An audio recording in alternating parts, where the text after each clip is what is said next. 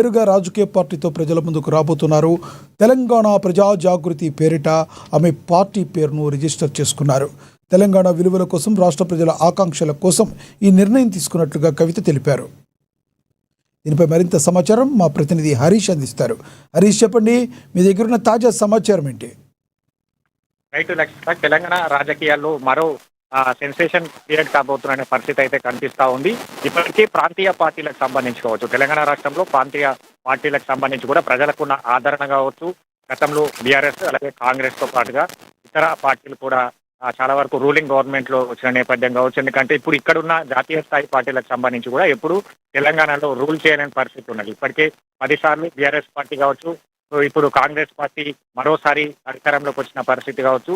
మొత్తంగా మరో ప్రాంతీయ పార్టీ కూడా తెలంగాణలో పురుడు పోసుకోబోతున్న పరిస్థితి అయితే కనిపిస్తా ఉంది. ఇక మాజీ సీఎం కేసీఆర్ కూతురు కల్వకుంట్ల కవిత 25వ తేదీకి సంబంధించి కూడా తమ పార్టీని అనౌన్స్ చేయబోతా ఉన్నది. ఇప్పటికే బీఆర్ఎస్ పార్టీ వీడిన తర్వాత కూడా సామాజిక తెలంగాణ లక్ష్యంగా కూడా ఆమె పోరాడుతున్న పరిస్థితి అయితే కనిపిస్తా ఉంది. ఉద్యమకారులకు సంబంధించి కావచ్చు, తెలంగాణలో నీళ్లు నిధులు నియామకాలకు సంబంధించి కావచ్చు, గత 12 ఏళ్లలో రాష్ట్ర ప్రజలు ఏ విధంగా ఇబ్బందులకు గురయ్యారు, ఇప్పుడు ఆమె సంబంధించి కూడా పార్టీలో ఏ విధంగా సిద్ధాంతాలు ఉండబోతా ఉన్నాయి, ప్రజలకు సంబంధించి కూడా పార్టీ ఏ విధమైన అంశాలను ఆమె ప్రస్తావించబోతా ఉన్నది, పార్టీ సిద్ధాంతాలు కావచ్చు.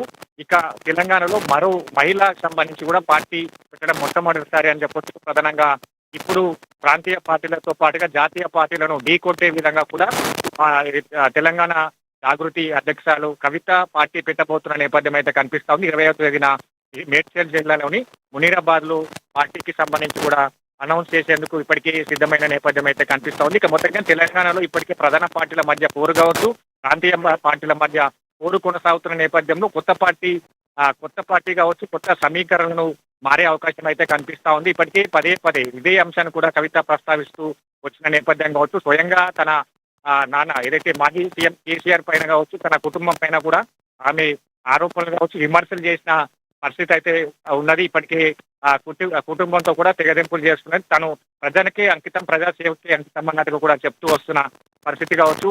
ఇక మొత్తంగా తెలంగాణ సెంటిమెంట్ అలాగే సర్వోదయ నినాదంతో ఆమెకు ప్రజల్లోకి వెళ్ళడం, ఇప్పుడు పార్టీ పెట్టడం కూడా ఒక లక్ష్యంగా చేసుకున్న నేపథ్యం అయితే కనిపిస్తా ఉంది. ఎజెండా కావచ్చు, ఈ పార్టీకి సంబంధించి కూడా పేరు ఖరారయ్యే అవకాశాలు అయితే కనిపిస్తా ఉన్నాయి. తెలంగాణ జాగృతి, ప్రజా జాగృతి పేరుతో కూడా పార్టీ పెట్టబోతున్నట్టుగా కూడా సమాచారం అందుకున్న నేపథ్యం అయితే కనిపిస్తా ఉన్నది.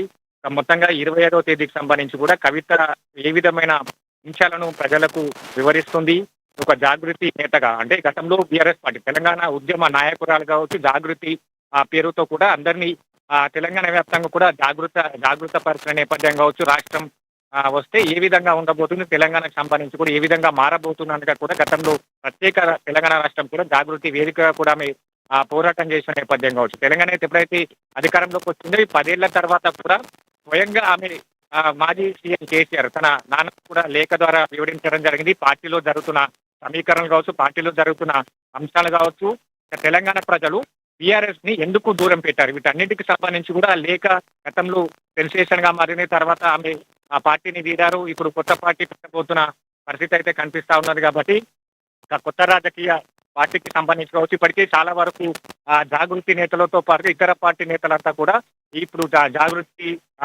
చేరుతున్న ఈ పార్టీలో చేరుతున్న నేపథ్యం అయితే కనిపిస్తుంది. దాదాపుగా వేల సంఖ్యలో కూడా ఇప్పుడు జాగృతి పార్టీలో చేరిన నేపథ్యం అయితే కనిపిస్తుంది. దాంట్లో బీఆర్ఎస్ నుంచి కావచ్చు, ఇతర పార్టీలు, ఆమ్ ఆద్మీ పార్టీ నుంచి కావచ్చు, ఇతర పార్టీలకు సంబంధించి కావచ్చు, బీజేపీ కాంగ్రెస్ లాంటి పార్టీలకు సంబంధించి కూడా కార్యకర్తలంతా కూడా జాగృతి పార్టీలో చేరిపోయారు.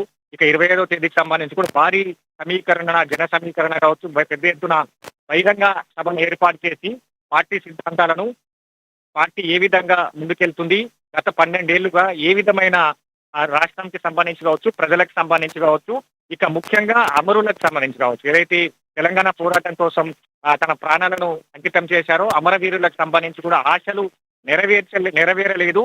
ఇప్పుడు వారి ఆశయాల మేరకు నేను పార్టీ పెడతా అన్నట్టుగా కూడా ఆమె ప్రకటిస్తా ఉన్న నేపథ్యం అయితే కనిపిస్తా ఉంది. కాబట్టి మొత్తంగా ఇప్పుడు తెలంగాణలో రాజకీయ సమీకరణలు మారే అవకాశం అయితే కనిపిస్తా ఉంది. ఇక ముగ్గురిని, ఈ 3 పార్టీలను కూడా టాకిల్ చేసే విధంగా, విమర్శే విధంగా కూడా ఎల్లుండి 25వ తేదీకి సంబంధించి కూడా ప్రసంగం ఉండబోతున్న పరిస్థితి ఉంది. దాదాపుగా గంట పాటు కవిత ప్రసంగించబోతా ఉన్నారు.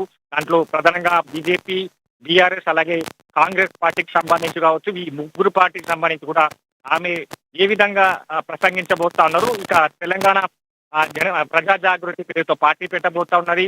అదే పార్టీ కంటిన్యూ అవుతుందా లేదా టీఆర్ఎస్ కి సంబంధించి, ఎందుకంటే టీఆర్ఎస్ గా మారింది. టీఆర్ఎస్ కి సంబంధించి కూడా రిజిస్ట్రేషన్ ఆ పార్టీకి సంబంధించి దాన్ని కొనసాగించాలి. వీటన్నిటికి సంబంధించి కూడా అన్ని అంశాలన్నిటిని కూడా సీక్రెట్ గా మెయింటైన్ చేస్తూ వస్తున్నారు. పార్టీ జెండా ఏంటి, పార్టీ ఎజెండా ఏంటి, పార్టీ పేరు ఏంటి, వీటన్నిటికి కూడా ఒక లీక్ లేకుండా కూడా మెయింటైన్ చేస్తూ వస్తున్న నేపథ్యం అయితే కనిపిస్తా ఉంది. కాబట్టి జనజాగృతికి సంబంధించి కావచ్చు, ఈ పార్టీ అదే పేరుతో కొనసాగుతుందా, ఇతర పార్టీ పేరు తీసుకుంటారా, అసలు ఏ ఎజెండాతో కవిత ముందుకెళ్తుంది, ఏ విధంగా రాజకీయాల్లో నిలదొక్కుంటుంది. ఎందుకంటే ఖచ్చితంగా చెప్పింది వచ్చే ఎన్నికలకు సంబంధించి కావచ్చు, టార్గెట్ మా వచ్చే ఎన్నికలకు సంబంధించి మేము తెలంగాణలో జాగృతి జెండా ఎగరవేస్తామన్నట్టుగా కూడా ధీమా వ్యక్తం చేస్తున్నారు. కాబట్టి అయితే హరీష్, ఒక రకంగా చెప్పాలంటే ఇది కవిత గారి యొక్క కలగా భావించవచ్చా? రైట్, ప్రధానంగా ఈ అంశాలన్నిటికీ సంబంధించి కావచ్చు, బీఆర్ఎస్ నేతలు బీజేపీ నేతలంతా కూడా కుట్టిపారేస్తూ వస్తున్నారు. చాలా వరకు తెలంగాణలో ప్రాంతీయ పార్టీలు పుట్టాయి, కనుమరుగయ్యాయి, విలీనమయ్యాయి. వీటన్నిటికీ కావచ్చు, ప్రజల ఎప్పుడైతే అభివృద్ధి వైపు ఉంటుందో, ప్రజలకు అభివృద్ధి ఆ పార్టీ మెప్పు ఉంటుందో ఆ పార్టీ వైపే ప్రజలు ఉంటారు. ఎవరైతే ప్రజలకు సేవ చేస్తారో ఆ పార్టీ వైపే ఉంటారన్నది కూడా వీరన్నిటిని కూడా కొట్టిపారేస్తున్న నేపథ్యం అయితే కనిపిస్తా ఉంది. కాబట్టి కవితకు సంబంధించిన వ్యూహంలో ఏ విధంగా ఉందో ఆ వ్యూహానికి సంబంధించి ఆయన ప్రజలకు ఏం చెప్పాలనుకుంటుంది, పార్టీ ఎందుకు బీఆర్ఎస్ పార్టీని ఎందుకు వీడవలసి వచ్చింది, బీఆర్ఎస్ పార్టీ సొంత కుటుంబం పైనే ఆరోపణలు ఎందుకు చేయవలసి వచ్చింది, ఈ సిచ్యువేషన్ లో ప్రత్యేకంగా ఈ పార్టీ పెట్టడానికి డిసైడ్ ఎందుకు చేసుకుంది, వీటన్నిటికి సంబంధించి ప్రజలు కావచ్చు, ఇక్కడ ముఖ్య పార్టీ నేతలకు సంబంధించి కావచ్చు, ఒక డైలామాలో పడిన పరిస్థితి అయితే కనిపిస్తా ఉన్నది. కాబట్టి మొత్తంగా దీనికి పులి స్టాప్ పడనుంది 25వ తేదీ.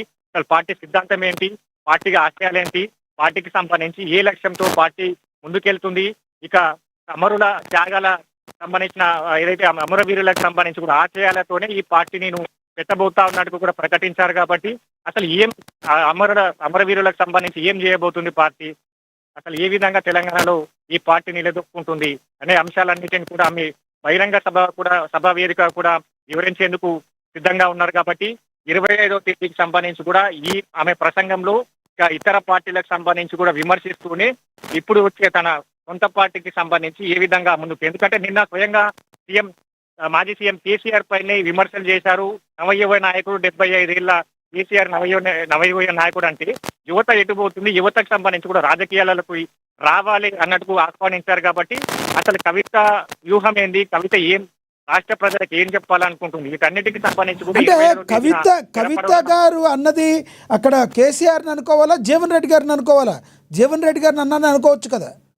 రైట్, ప్రధానంగా ఎందుకంటే యువత రాజకీయాలకు రావాలని ఆహ్వానించిన పరిస్థితి అయితే కనిపిస్తుంది. ఎందుకంటే దాంట్లో ఆమె సభా వేదికగా మొన్న మాజీ సీఎం కేసీఆర్ సభా వేదికగా ప్రసంగించారు. ఆయన వ్యాఖ్యలు కావచ్చు, నవయువ నాయకుడు, 75 ఏళ్ల వ్యక్తి నవయువ నాయకుడు అంటే యువత ఎటువైపు పోతుంది, యువత రాజకీయాలకు రావాలిగా, యువతకు సంబంధించి అవకాశాలు దక్కాలి. ఇతర పార్టీల్లో యువతకు అవకాశాలు దక్కట్లేదు, వాళ్ళంతా కూడా తమ పార్టీ వైపే చూస్తా ఉన్నారు. తమ పార్టీలో అన్ని సామాజిక సమీకరణలు కావచ్చు, యువతను దృష్టిలో పెట్టుకుంటా ముందుగా ప్రజాసేవ, అలాగే అమరుల ఆశయాలు, అలాగే నీళ్లు, నిధులు, నియామకాల మీద ఏర్పడ్డ ఈ తెలంగాణ రాష్ట్రంలో 12 ఏళ్ల నుంచి కూడా దగా అవుతూ ఉన్నది. ఇప్పుడు కొనసాగుతున్న ప్రభుత్వం కావచ్చు, గతంలో కొనసాగిన ప్రభుత్వం కావచ్చు, ప్రజలకు ఇచ్చిన హామీలను నెరవేర్చలేకపోతుంది. దానిపైనే మేము ప్రశ్నిస్తాం, పోరాడతాం, కొట్లాడతాం. తమ పార్టీ అధికారంలోకి వస్తే ఖచ్చితంగా అవన్నీ చేసి చూపిస్తామన్నట్టుగా కూడా ఆమె మీడియా ముఖంగా చెప్పిన పరిస్థితి అయితే కనిపిస్తా ఉంది. కాబట్టి 25వ తేదీ ఏం జరగబోతుంది, అసలు రాష్ట్ర ప్రజలకు ఆమె ఏం చెప్పాలనుకుంటుంది, తమ ఆశయాలేంటి, పార్టీ సిద్ధాంతాలేంటి, కొత్త పార్టీలకు సంబంధించిన చేసిన తప్పిదాలేంటి, తన కుటుంబం సంబంధించిన ఆరోపణలు చేసింది, ఆ సభా వేదికగా మరోసారి అక్కడ కుటుంబం పైన ఏదైనా అంశాలను ప్రస్తావిస్తుందా, వీటన్నిటికి సంబంధించి కూడా రాష్ట్ర ప్రజానికంతో పాటుగా పొలిటికల్ సర్కిల్లో కూడా ఒక హీట్ పెరిగిందని చెప్పొచ్చు. మొత్తంగా దీనికి 25వ తేదీ ఉదయం 10 గంటలకు పార్టీ అనౌన్స్మెంట్ ఉంది. పార్టీ జెండా అనౌన్స్మెంట్ తర్వాత గంట పాటు కవిత ప్రసంగంలో ఈ అంశాలన్నీ ప్రస్తావించేందుకు సిద్ధంగా ఉందని చెప్పొచ్చు.